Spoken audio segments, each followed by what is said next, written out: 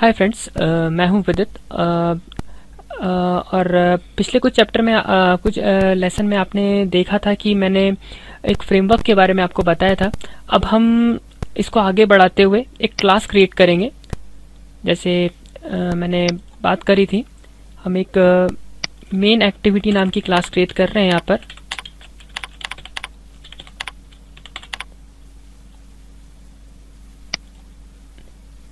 यहाँ पर main activity नाम की क्लास क्रिएट कर रहे हैं। अब देखिए, यहाँ पर एक मेन एक्टिविटी नाम की क्लास क्रिएट हो चुकी है। अब मैंने जैसे पिछली बार बताया था कि जब भी हम किसी क्लास को में एक नई फ्रेम क्रिएट करते हैं या नया एक यूआई क्रिएट करते हैं, तो हमें एक्सटेंड करना पड़ता है, अपनी उस क्लास में जोड़ना पड़ता है किसी एक्टिविटी नाम की क्लास को। तो हम ये कह सकते हैं कि जो एक्टिविटी होती है किसी भी यूआई की बेस क्लास होती है। तो क्यों ना हम एक्सटेंड करें यूआई क्लास।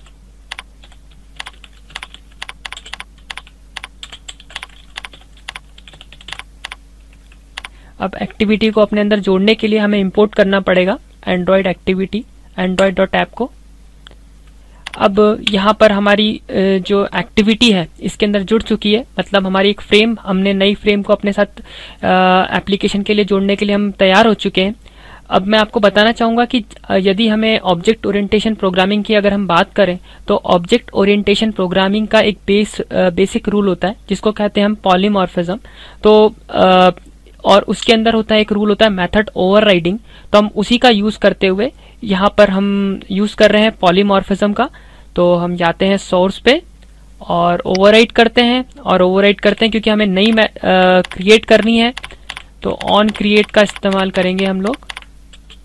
ऑन क्रिएट, यहाँ पर ऑन क्रिएट हो चुकी है हमारी। ऑन क्रिएट के बारे में जब मैं एक्टिविटी लाइफ साइकिल जब आपको बताऊंगा, तो मैं बताऊंगा कि उसमें किस तरह से हम नई नई एक्टिविटी को आगे यूज करते हैं, या एक्टिविटी लाइफ साइकिल होती क्या है। तो मैं आगे के चैप्टर में आपको बताऊंगा कि किस तरह से एक्टिविटी की लाइफ साइकिल काम करती है।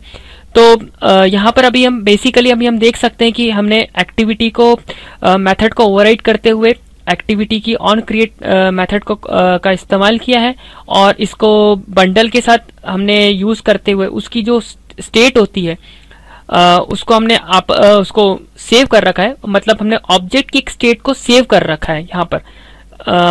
और इसके साथ हमने सुपर नाम के कीवर्ड का इस्तेमाल किया है। सुपर, जैसे मैंने बोला ही है, इसका नाम सुपर नाम का कीवर्ड है। सुपर का इस्तेमाल बेसिकली जो हम कहते हैं, अगर हम एंड्रॉयड की बात करूं तो सुपर का इस्तेमाल होता है, हम जो लाइफ साइकिल है उसको मैनेज करने के लिए इस्तेमाल करते हैं।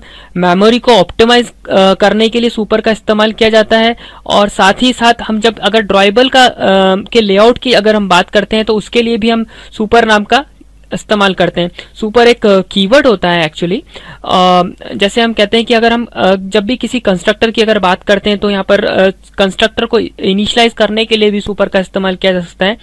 और यह एक सबसे अच्छी बात यह है कि सुपर के द्वारा हम हर तरह के, मतलब किसी बेस क्लास के मेंबर या हिडन टाइप के जितने भी मेंबर होते हैं उनको हम इस्तेमाल कर सकते हैं। तो इसीलिए यहाँ पर जब भी एंड्रॉयड की बात करी जाती है, तो यहाँ पर एक सुपर नाम के कीवर्ड को हम बहुत अच्छी तरह यूज कर सकते हैं। तो अब हम इसको सेट कर लेते हैं हमारे साथ।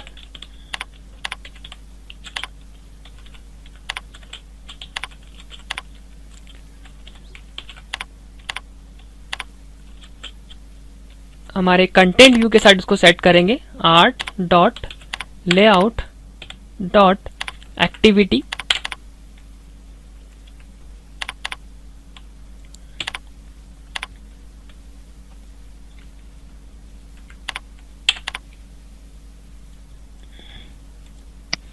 एक्टिविटी मेन के साथ हमने जोड़ दिया है। अब ये एक्टिविटी मेन क्या है? एक्टिविटी मेन यहाँ पर एक एक्सएमएल है। ये एक्सएमएल लोड हो रही है। तो आप देख पा रहे हैं कि एक्टिविटी एक एक्सएमएल है। हमने इस एक्सएमएल को, मतलब लेआउट के अंदर एक्टिविटी वाली एक्सएमएल को उसके अंदर जोड़ दिया है।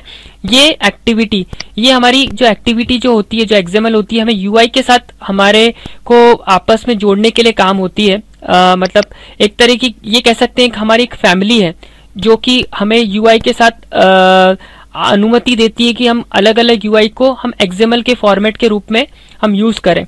तो यहाँ पर हम देख रहे हैं कि जो हमारी हेलो वर्ल्ड नाम का जो हमारा टेक्स्ट है वो यहाँ पर लिखा हुआ है और बहुत अच्छी तरह दिख पा रहा है। तो ये सिर्फ इस वजह से दिख पा रहा है ताकि क्योंकि हम एक एंड्रॉयड ने एक XML की हमें फैसिलिटी दी है जिसके अंदर हम देख रहे हैं टेक्स्ट व्यू। टेक्स्ट व्यू के अंदर हमने आप इसको जोड़ा है स्ट्रिंग नाम की लेआउट के साथ, जो मैं आपको बताना चाहूंगा। स्ट्रिंग वैल्यूज के अंदर स्ट्रिंग है, ये स्ट्रिंग के अंदर हम जा रहे हैं और इसके अंदर हमने लिखा है हेलो वर्ल्ड।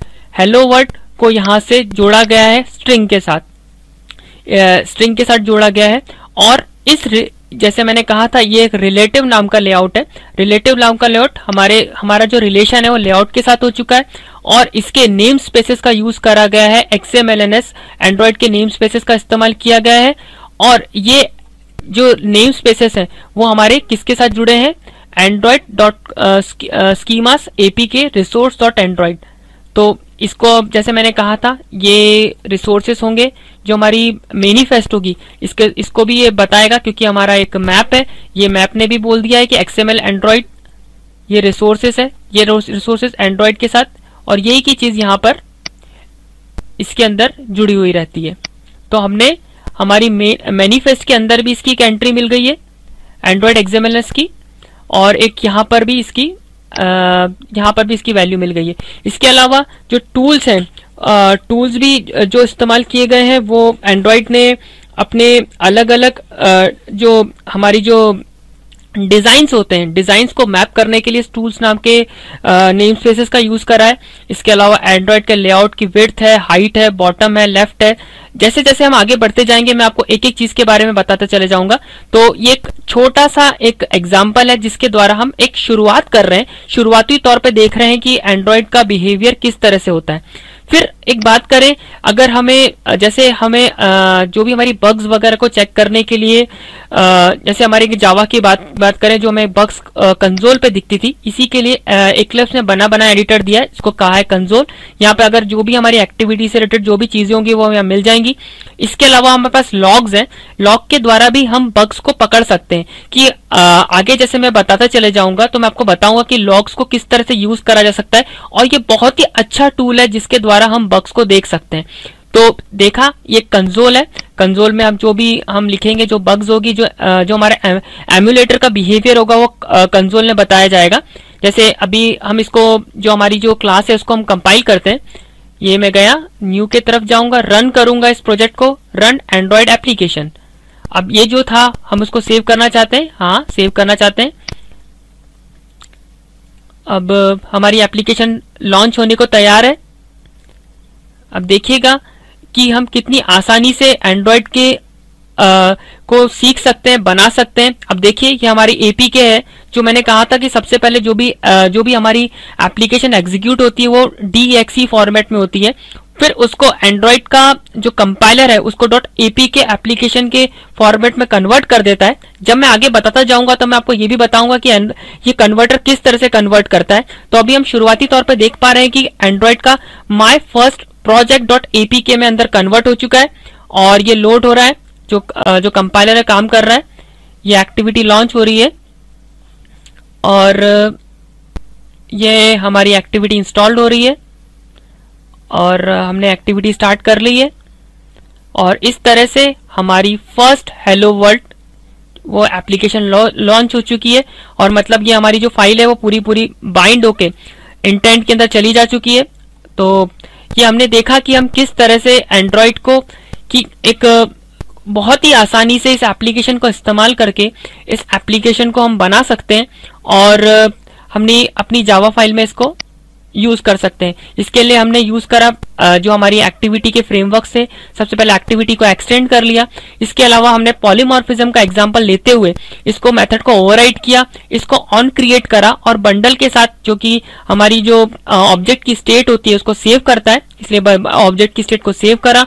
फिर हमने सुपर नाम का कीवर्ड का इस्तेमाल किया जो फ्रेगमेंट एक्टिविटी लाइफ साइकिल से प्रभावित रहता है और हमें एक्टिविटी को क्रिएट करने के लिए अनुमति देता है। फिर हमने जो भी हमारी एक्टिविटी जो क्रिएट हो चुकी है उसको हमने सेट किया हमारे कंटेंट के साथ, जो हमारा कंटेंट था जिसके साथ होता है रिसोर्स लेआउट और एक्टिविटी की एक्सएमएल। जो एक्टिविटी की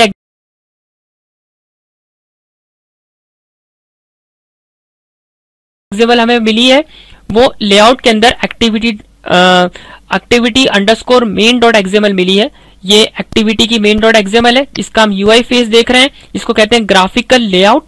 यहां से हम अलग अलग जब भी अब आगे बढ़ेंगे तो हम बहुत अच्छा ग्राफिक्स बना सकते हैं इसका यूज करते हुए।